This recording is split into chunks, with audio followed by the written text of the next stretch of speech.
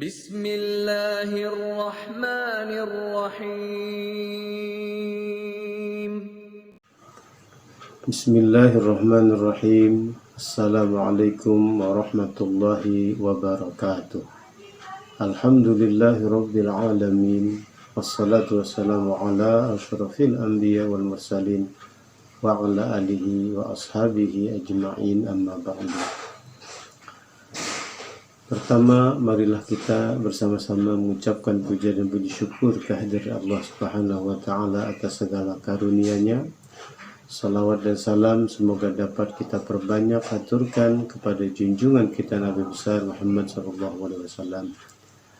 Para pemirsa Itibadak Bontang rahimakumullah, pada kesempatan yang berbahagia ini kita akan mengkaji tentang pelaksanaan ibadah haji atau tata cara ibadah haji yang dilakukan oleh Rasulullah SAW sebagaimana yang disebutkan dalam kitab Bulughul Maram. Jamaah rahimakumullah, cara haji yang dilakukan Rasulullah SAW ini disebutkan dalam sebuah hadis an Jabir bin Abdullah radhiyallahu anhuma anna Rasulullah sallallahu alaihi wasallam hajja fa kharajna ma'ahu. Adalah Rasulullah SAW berhaji dan kami pergi atau ikut berhaji bersama beliau, termasuk Jabir bin Abdullah ini.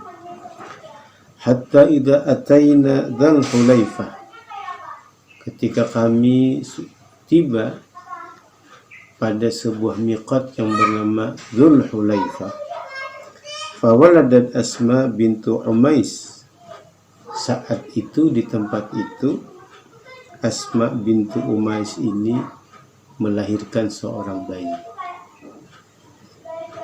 Bapak Ibu yang berbahagia, dari sisi ini timbul pertanyaan, bagaimana hukum seorang wanita yang telah melahirkan, apakah sah hajinya?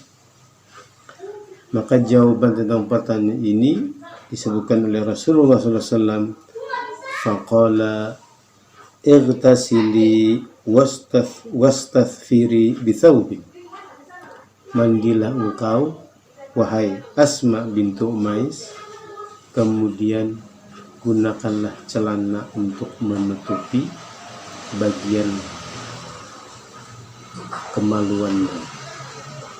Wa ahrimi, kemudian pakailah pakaian ihram dan berniatlah niat haji. Bapak Ibu yang berbahagia, pernyataan Rasulullah SAW ini menunjukkan bahwa sah ibadah haji seorang wanita yang saat sedang melaksanakan atau akan melaksanakan ibadah haji, dia dalam keadaan berhadas besar. Dalam hal ini adalah nifas. Nah, kemudian ringkasnya, wasalla Rasulullah sallallahu alaihi wasallam fil masjid. Kemudian Rasulullah sallallahu alaihi wasallam salat pada sebuah masjid. Thumma rakibal qaswa'a hatta idza stawat bihi 'alal bayda ahalla bitauhid. Kemudian beliau menunggang unta beliau yang bernama Qaswa hingga beliau sampai kepada suatu tempat yang bernama Bayda, ahalla bitauhid. Beliau membaca tahlil atau membaca kalimat la ilaha illallah, lalu beliau membaca labbaik Allahumma labbaik, labbaik la syarika laka labbaik, innal hamda wan ni'mata laka wal mulk la syarika lak. Nah, begitulah beliau setelah beliau berpakaian ihram bersama para sahabat yang mengikuti beliau, termasuk tadi Asma bintu Umais yang sedang dalam keadaan nifas. Lalu Rasulullah SAW ini dengan para sahabat setelah berihram ini beliau salat di sebuah masjid, dan selanjutnya pada sebuah tempat yang bernama Al-Bayda beliau membaca kalimat talbiyah sebagaimana yang disebutkan tadi. Ini adalah sesuatu yang hukumnya sunat. setelah berpakaian ihram dan berniat ihram baik haji atau umroh, lalu disunatkan untuk membaca kalimat talbiyah ini sekali lagi, labbaik Allahumma labbaik, labbaik la syarika laka labbaik, innal hamda wan ni'mata laka wal mulk la syarika lak. Nah, hatta idza atainal baita istaslama rukna. Singkat cerita, Rasulullah SAW dan para sahabat sampailah ke masjid dan hingga dekat dengan Baitullah. Apa yang dilakukan oleh Rasulullah SAW saat itu ketika datang pertama kali? Istaslama ar-rukna. Beliau memberi salam kepada Hajar Aswad. Kemudian faramala thalasan wa masya arba'an. Selanjutnya beliau melakukan tawaf dengan cara 7 kali keliling, 3 kali pertamanya dengan lari-lari kecil dan 4 keliling berikutnya dengan berjalan kaki. Bapak Ibu yang berbahagia, hadis ini menunjukkan bahwa tempat mulai melakukan tawaf itu adalah dari sudut Hajar Aswad. Sunat saat memulai, sebelum memulai, menghadapkan diri, dada dan wajah ke arah Hajar Aswad, mengucapkan salam, biasanya dengan ucapan Bismillah ya Allahu Akbar, lalu merubah posisi, mengirikan bagian Ka'bah, artinya bahu kita di sebelah bahu kiri kita adalah Ka'bah. Nah, dengan posisi seperti itu, lalu kita memulai untuk melakukan tawaf. Nah, dan beliau tadi sunat dalam melakukan tawaf adalah 3 pertama kali, keliling 3 kali yang pertama dengan cara lari-lari kecil, kemudian 4 kali berikutnya atau 4 kali keliling berikutnya itu dengan berjalan biasa. Setelah selesai tawaf, thumma ata maqama Ibrahim fasalla.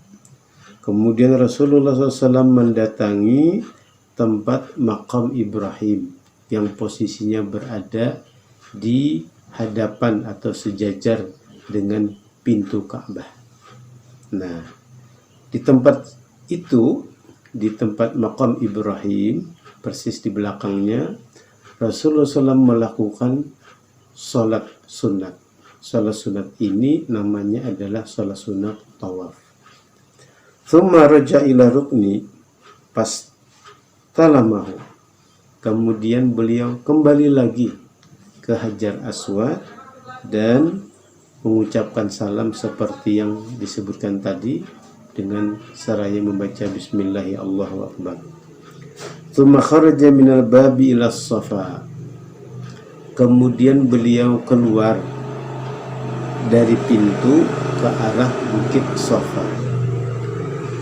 Para jamaah rahimakumullah, posisi Bukit Safa ini adalah di sejajar sebelah kanan, kalau kita berbalik, sebelah kanan atau sejajar dengan Hajar Aswad.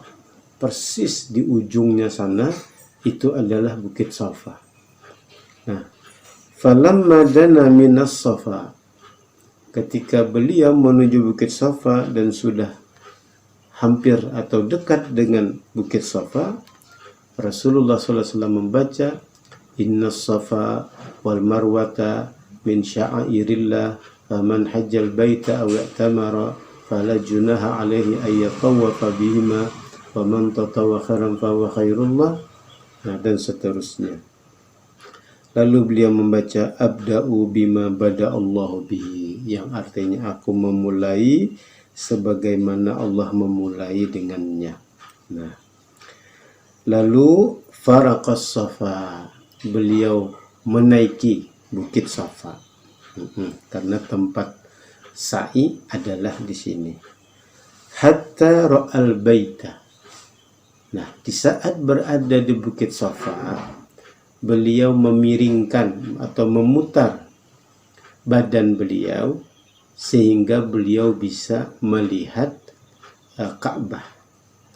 Bapak Ibu yang berbahagia, untuk memastikan apakah kita benar berada di Bukit Safa, caranya adalah kita sedikit memalingkan badan kita ke arah kiri, maka kita akan melihat Baitullah. Apabila bisa demikian, berarti benar kita berada di Bukit Safa. Apabila kita tidak bisa melihatnya, berarti kita bukan berada di Bukit Safa. Nah, baik. Fastaqbalal qiblah. Kembali lagi, kalimat ini menunjukkan setelah beliau bisa melihat Baitullah, beliau menghadapkan badan beliau ke arah kiblat, artinya menghadap Baitullah. Fawahhadallaha wa kabbarahu wa qala. Beliau mengesahkan Allah, beliau bertakbir, beliau membaca la ilaha illallah wahdahu la syarikalah, lahul mulku wa lahul hamdu wa huwa ala kulli syai'in qadir. La ilaha illallah wahdah anjaza wa'dah wa nasara 'abdah wa hazamal ahzaba wahdah.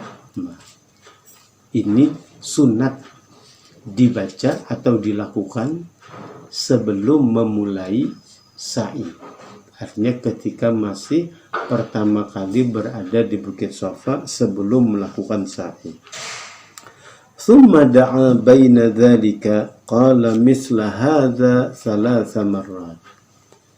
Lalu beliau berdoa dan beliau membaca kalimat tadi 3 kali.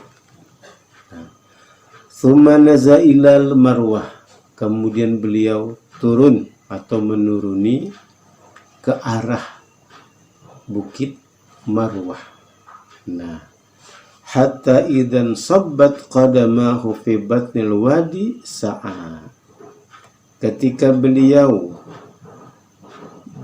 berada di, sebut saja persis di antara 2 pilar hijau yang sekarang ini, lalu beliau melakukan lari-lari kecil.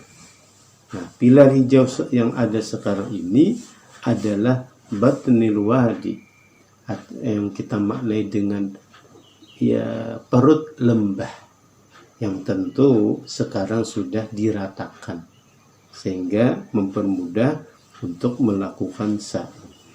Nah, hatta idza sa'idata masya hatta atal marwah. Nah, ketika beliau mendaki lagi, ini dengan gambaran bentuk yang dahulu, beliau berjalan melanjutkan perjalanan biasa. Mudahnya adalah ketika memulai sa'i sambil turun menuju ke arah Marwah, itu berjalan biasa. Nah, ketika ada pilar hijau yang pertama, dari situ menuju pilar hijau yang kedua, sekarang dengan lampu hijau di dinding dan di atas hingga mudah untuk dilihat. Nah, di saat itu sunat melakukannya dengan cara lari-lari kecil bagi laki-laki dan bagi tentu yang kuat, yang sehat. Nah, setelah melewati pilar hijau yang kedua, Rasulullah SAW melanjutkan dengan jalan biasa menuju Bukit Marwah. Nah, fafa'ala alal marwati kama fa'ala alas safa. Setibanya di Bukit Marwah, Rasulullah tidak langsung berputar turun, tetapi bertahan sebentar dan beliau melakukan seperti yang beliau lakukan di saat di Bukit Safa. Apanya yang beliau lakukan?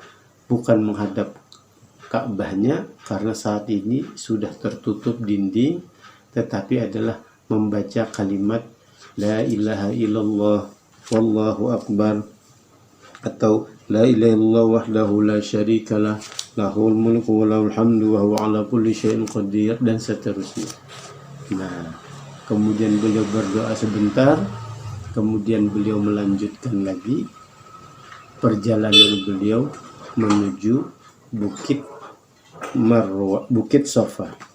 Nah, jamaah rahimakumullah, hatta idza sa'idata masya'atal marwah fa fa'ala 'alal marwah kama fa'ala 'alas safa wa dzakara al haditsa wa fihi falamma kana yaumut tarwiyah tawajjahu ila Mina. Ketika dalam hadis ini disebutkan lagi oleh perawinya, yaitu ketika tiba hari tarwiyah. Ketika tiba hari tarwiyah, arti tarwiyah adalah yaitu tanggal 8 Zulhijjah. Tawajjahu ila Mina. Nabi dan para sahabat menuju Mina. Wa raqiban Nabi sallallahu alaihi wasallam. Nah, di saat menuju Mina, beliau Rasulullah SAW itu dalam keadaan berkendaraan atau menaiki unta beliau. Nah, fasalla biha zuhra wal asra wal maghriba wal isya'a wal fajr. Beliau salat 5 waktu di Mina. Nah, salat 5 waktu di Mina. Saya ulang, ini dilakukan pada hari tarwiyah atau pada tanggal 8 Zulhijjah. Nah, sehari sebelum wukuf di Arafah. Kemudian di Mina tersebut Rasulullah SAW sebut saja bertahan di situ atau tinggal di situ selama 5 waktu, sehari semalam lah, bisa kita katakan seperti itu. Kemudian thumma makatha qalilan hatta tala'atis syamsu. Di hari yang ke-9 bulan Zulhijjah, beliau bertahan sebentar. Artinya tidak setelah sholat subuh tidak langsung berangkat meninggalkan Mina menuju Arafah, tidak demikian. Beliau tunggu dulu sebentar sampai terbit matahari, fa'ajaza hatta ata Arafah. Lalu berikutnya setelah matahari mulai meninggi, beliau mendatangi menuju Arafah. Fawajjadal qubbata, dan beliau di sana sudah mendapatkan tenda yang disiapkan untuk beliau. Dan tenda itu dibangunkan atau didirikan untuk beliau di sebuah tempat yang bernama Namirah. Fanazala biha, lalu beliau singgah di situ. Namirah ini adalah satu tempat yang berada di wilayah Arafah. Hatta idza zaghatis syamsu amara bil qaswa'i. Ketika sudah mulai tergelincir matahari, berarti zuhur,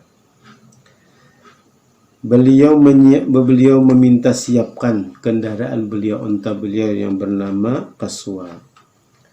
Faruhilat lahu, itu disiapkan, lalu beliau pergi dengan kendaraan tersebut. Fa'ata batnal wadi fakhataban nas. Lalu beliau menuju lembah fakhataban nas. Lalu beliau menyampaikan khutbah kepada para hadirin yang ada di saat itu.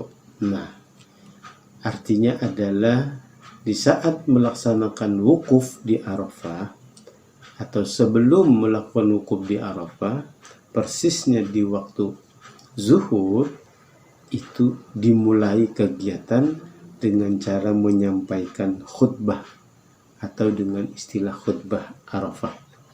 Nah, thumma adzana thumma aqama. Kemudian dikumandangkan azan dan berikutnya selanjutnya iqamah atau qamat. Fasalla zuhra, kemudian beliau salat zuhur. Thumma aqama fasalla al-asr, kemudian setelah selesai salat zuhur iqamah lagi, kemudian lanjut dengan salat asar. Artinya di sini Rasulullah SAW mengerjakan salat zuhur dan asar itu dengan jamak.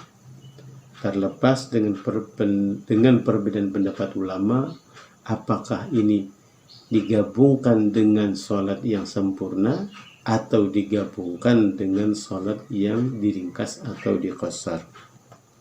Nah, walam yusalli bainahuma syai'an, antara mengerjakan salat zuhur dan asar dengan cara jamak, Rasulullah tidak menyelingi dengan mengerjakan salat sunat. Demikianlah aturan dalam mengerjakan ketika menjamak atau menggabungkan dua salat, tidak diselingi dengan salat sunat ba'diyah waktu salat yang sebelumnya, sebagaimana yang dilakukan oleh Rasulullah SAW ini. Kemudian thumma rakiba hatta atal mauqifa. Nah, lalu beliau menaiki kendaraan lagi menuju tempat beliau melakukan wukuf.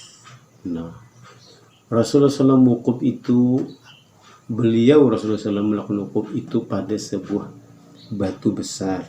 Nah, kemudian kendaraan beliau ikat kuat-kuat di situ. Wa ja'ala hablal musyati baina yadayhi wastaqbala qiblah. Beliau wukuf sambil menghadap kiblat. Artinya ke arah Mekah. Wukufnya tentu ke arah kiblat, ke arah salat. Walam yazal waqifan hatta gharabatis syams. Nah, berapa lama Rasulullah SAW wukuf?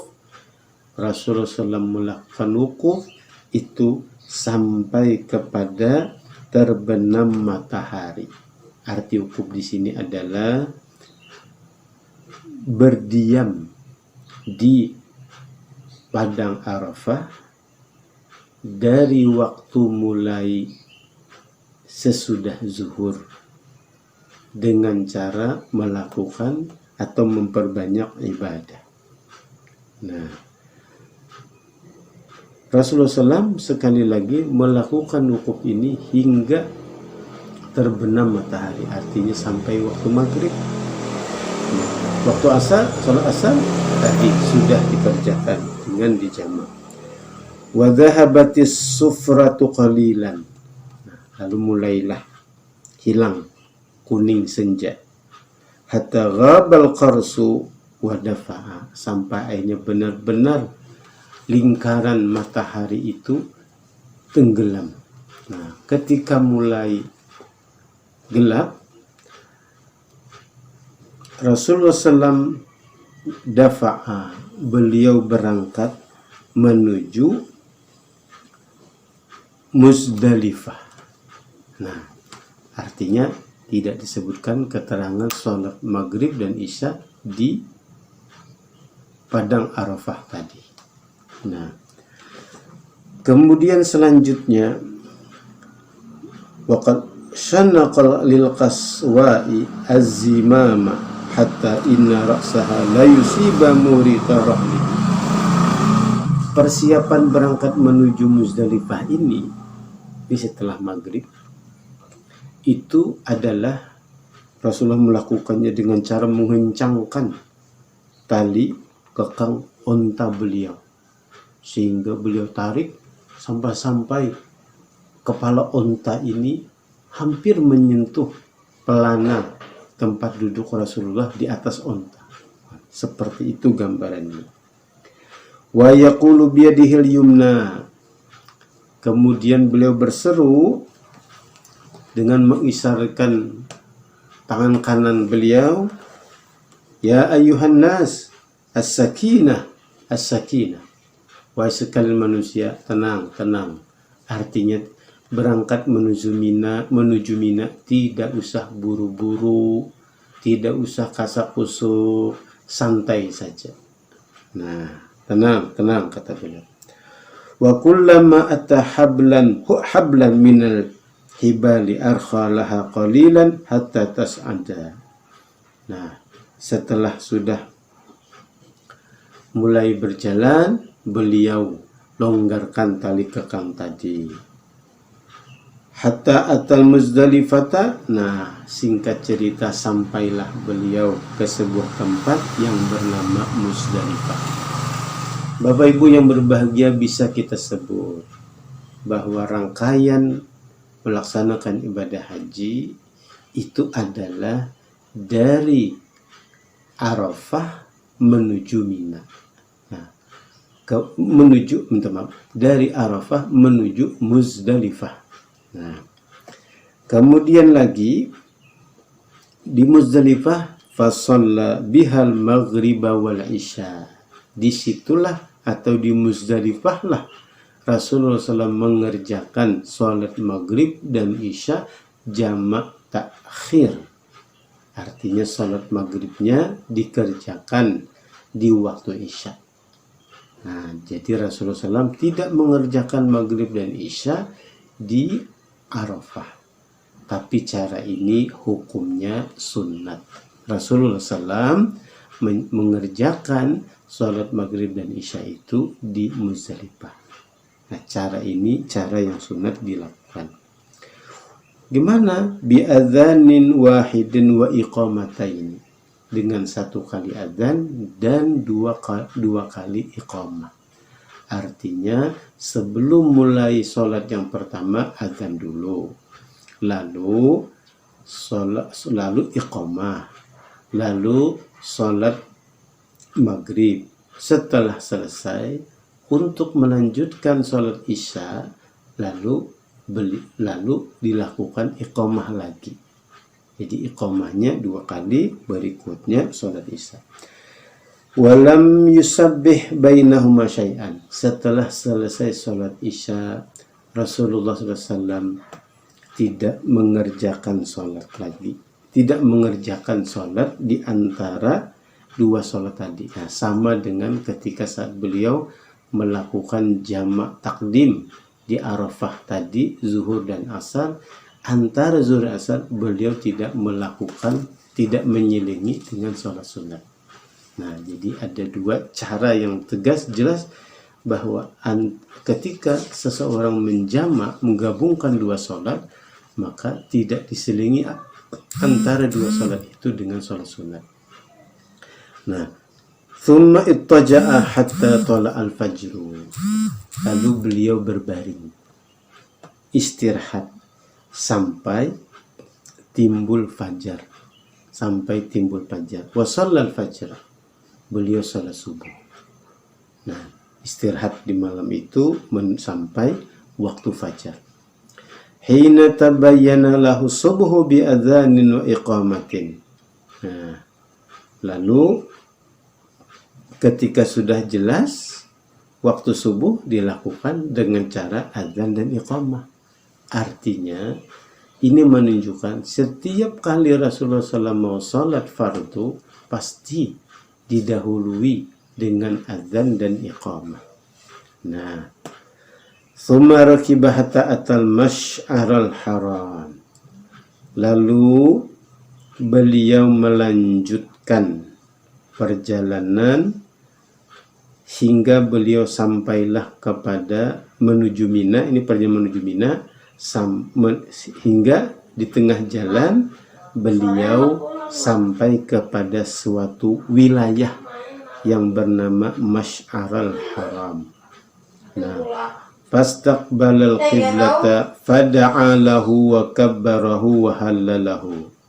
Kemudian beliau menghadap kiblat, beliau berdoa, beliau bertakbir, beliau bertahlil. Maksudnya di saat berada di Masy'arul Haram sunat berdoa, sunat bertakbir, sunat membaca la ilaha illallah, atau kesimpulannya sunat berzikir saat berada di wilayah Masy'arul Haram. Falam yazal waqifan hatta asfara jiddan. Di situ beliau bertahan sampai benar-benar terang. Fadafa'a qabla an tatlu'a syamsu. Nah, lalu beliau melanjutkan perjalanan sebelum matahari timbul. Artinya belum panas lagi. Masih pagi-pagi beliau sudah melanjutkan perjalanan lagi. Hatta atabatna muhassirin faharraqa qalilan.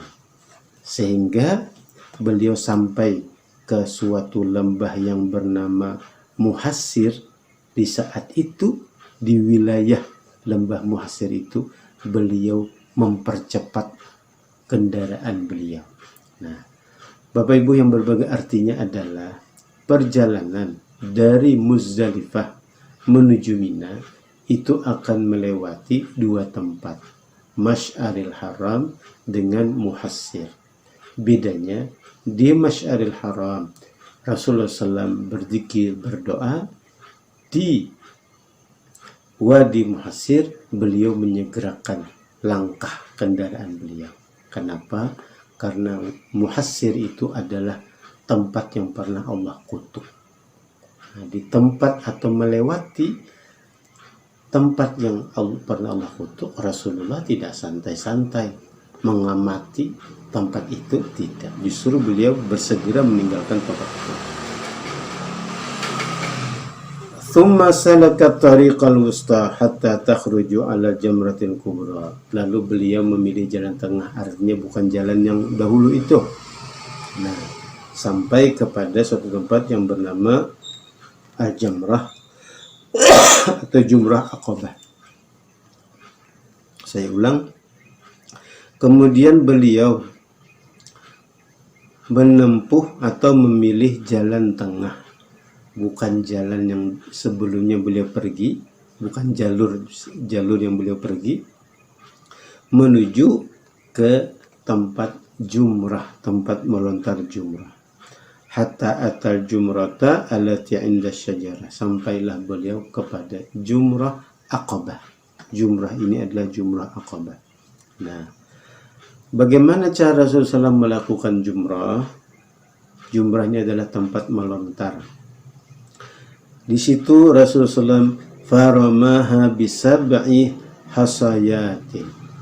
Nah, syarat dari melontar jumrah, syarat sah melontar jumrah adalah melempar dengan 7 biji batu kecil.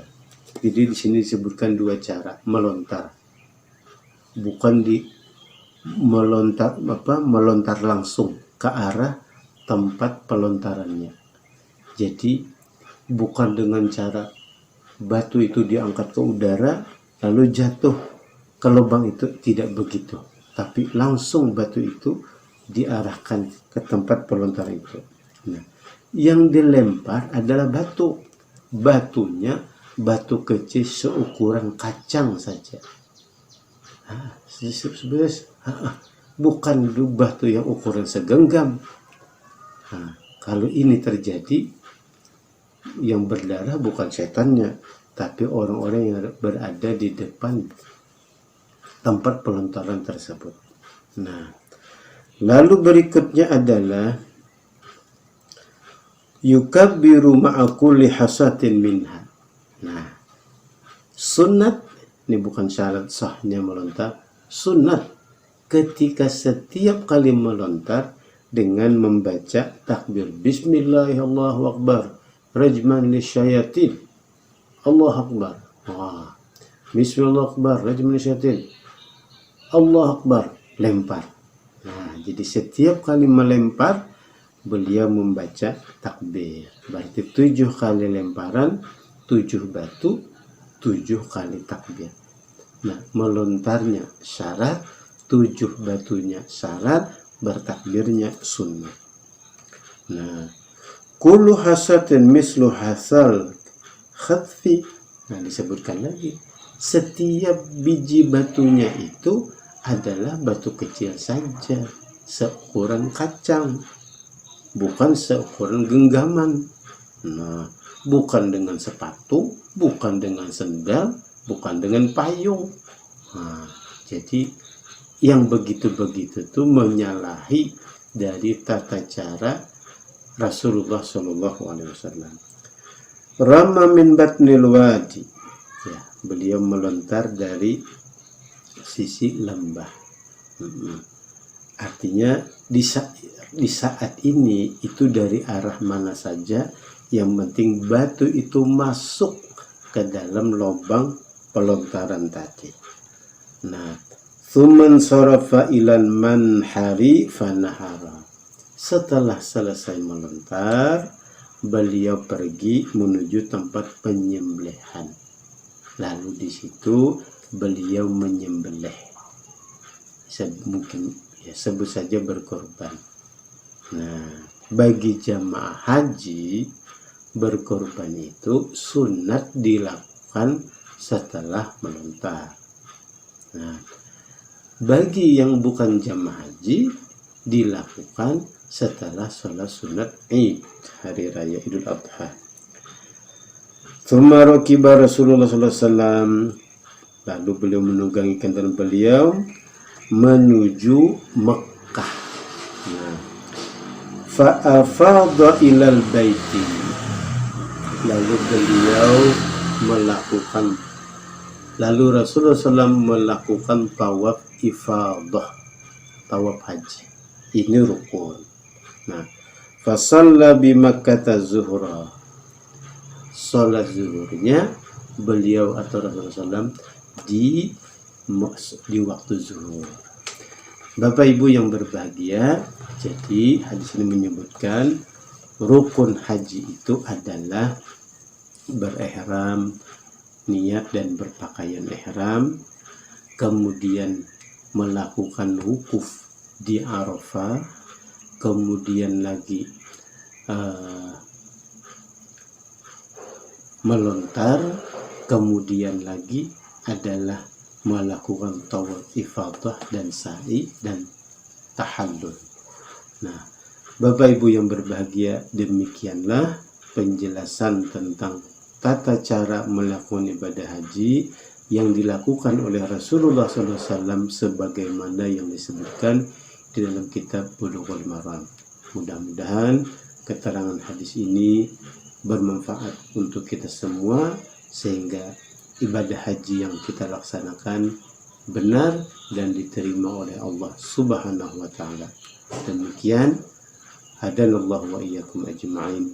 Wassalamualaikum warahmatullahi wabarakatuh.